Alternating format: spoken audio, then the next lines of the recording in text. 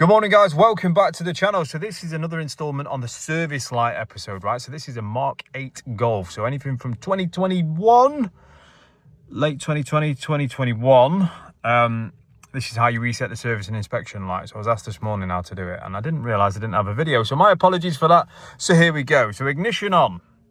You're going to get dials that look like that.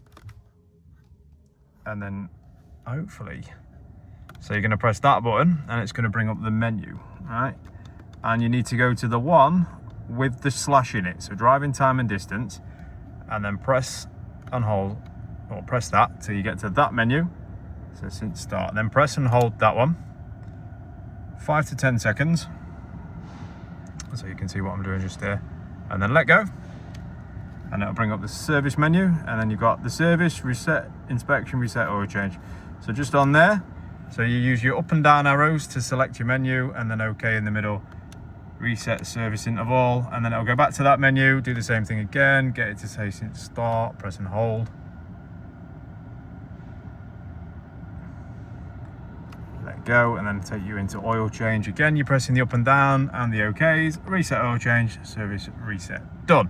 So it's just these buttons, and the menu's on the dash, guys. And thankfully we work for VW and not Audis, where you can't do the inspection light. Anyway, hope this helps, guys. Thank you very much out there. As always, likes, comments, reshare, let the world know this is how you do it. Thank you very much. Have a great weekend.